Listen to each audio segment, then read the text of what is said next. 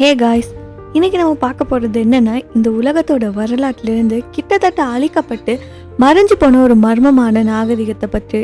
ஆனால் அப்படிப்பட்ட இந்த நாகரிகம் பார்த்தீங்கன்னா, ஒரு காலத்தில் இந்த உலகத்திலே ஒரு மிகப்பெரிய பகுதியை ஆட்சி செய்த நாகரிகம்னு சொல்லப்படுது.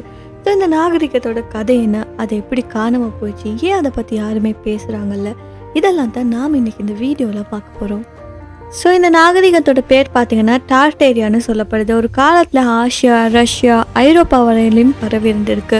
இது ஒரு சாதாரண பேரரசு இல்லை. இங்கே இருந்த கட்டிடங்கள் பார்த்தீங்கன்னா ரொம்பவே வித்தியாசமானதுன்னு சொல்லலாம். அந்த கட்டிடங்களோட வடிவமெல்லாம் பார்த்தீங்கன்னா குவியல் வடிவங்கள் இருந்திருக்கு. நீளமான தூண்கள், மேல் பகுதியில் மின்னல் பிடிப்பான் மாதிரியான கூம்புகள் எல்லாம் இருந்திருக்கு. ஸோ அந்த காலத்தில் மின் சக்தி கிடையாது, ரைட்? ஆனாலுமே அந்த கட்டிடங்கள் எல்லாம் எப்படி கட்டப்பட்டதுன்னு சொன்னது ஒரு மிகப்பெரிய மர்மமாகவே இருக்குது. ஸோ அதுக்கு சில தேதி சொல்கிறாங்க என்னென்னா, இந்த டார்டேரியா மக்கள் இயற்கை சக்திகளை பயன்படுத்தி மின்சாரம் இல்லாமலே ஒளி, சக்தி, வெப்பம் இதெல்லாம் உருவாக்கியிருக்கலாம்னு சொல்லி.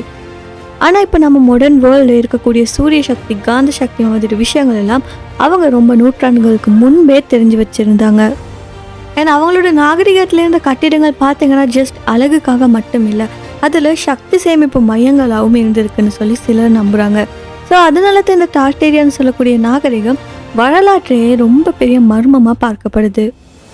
இப்போ சில வரலாற்று ஆய்வாளர்கள் என்ன சொல்கிறாங்கன்னா, இந்த டார்டேரியான்னு சொல்லக்கூடிய பேரரசு வரலாற்றை திட்டமிடப்பட்டு அழிக்கப்பட்டுச்சுன்னு சொல்லி.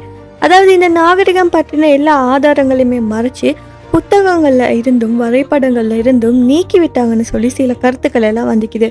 ஏன் அப்படி செஞ்சாங்கன்னா, இந்த டார்டேரியா மக்கள்கிட்ட பார்த்தீங்கன்னா அதிகப்படியான தொழில்நுட்ப அறிவு, சக்தி, அறிவியல் திறமைகள் எல்லாம் இருந்துச்சுன்னு சொல்லப்படுது. ஸோ அந்த நேரம் அரசுகளுக்கு, புதிய ஆட்சியாளர்களுக்கும் இதை பார்க்குறப்ப ரொம்பவே பயமாக இருந்திருக்குன்னு சொல்லப்படுது.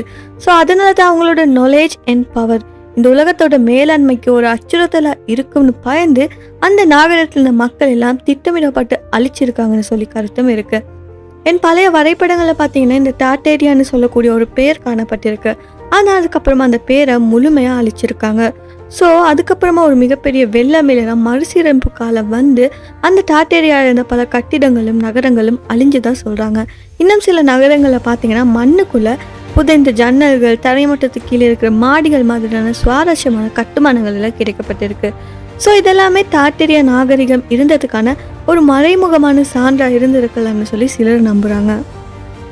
இப்போ மெயின் கொஷன் என்னன்னா, இந்த நாகரிகம் உண்மையிலுமே இருந்துச்சா, இல்லைனா இது இன்டர்நெட் மேட் கான்ஸ்பிரன்சி தியரியா? சயின்ஸ் அண்ட் ஆர்கியாலஜி இன்னுமே இதுக்கான சொல்லிடான ப்ரூஃபை கண்டுபிடிக்கல. ஆனால் நிறைய க்ளூஸும் இருக்குது. ஸோ ஒரு விஷயம் மட்டும் கிளியர்னு சொல்லலாம், ஹிஸ்ட்ரியில் பல உண்மைகள் மறைக்கப்பட்டிருக்கு. அதில் ஒன்று தான் இந்த டார்டேரியான்னு சொல்லலாம். ஸோ நீங்கள் என்ன நினைக்கிறீங்க, இது உண்மையிலுமே இருந்துச்சா, இல்லைனா ஜஸ்ட் ஒரு மித்தான்னு சொல்லி உங்கள் தாட்ஸ் என்னன்னு கமெண்ட் செக்ஷனில் சொல்லுங்கள்.